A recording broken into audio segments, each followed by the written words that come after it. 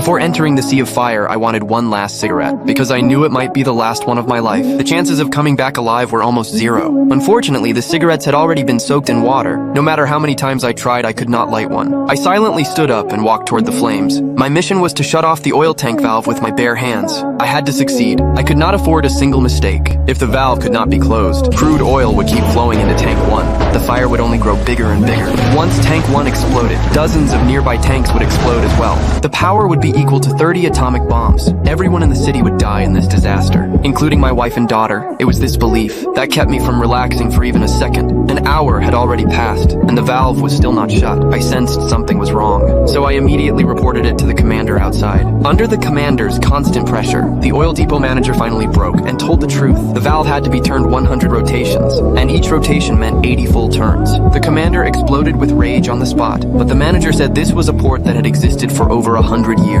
Many families depended on this port to survive. He said if the truth came out, no one would dare to enter the fire. The commander called him a bastard and slapped him hard across the face, telling him he did not understand firefighters at all. 80 turns made one rotation. One valve needed 100 rotations. That meant 8,000 turns for a single valve. And there were 4 valves in total, which meant more than 30,000 turns. Not to mention the conditions we were in. Even in normal times, this mission would have been impossible. After learning the truth, I fell silent on the spot, but I kept turning the valve anyway. The long struggle drained both me and my teammates. The oxygen in our tanks was already gone. In the extreme heat, even breathing was painful. Luckily, I managed to shut down 2 of the valves, but by then the fire had grown even stronger. Knowing outside support was no longer possible, we turned toward the last 2 valves across the site. Along the way, an explosion nearly buried me in the flames. Thankfully, a teammate grabbed me in time and pulled me onto the steel structure. Then we began our final fight with death, as if sensing our resistance. The fire suddenly launched a counterattack.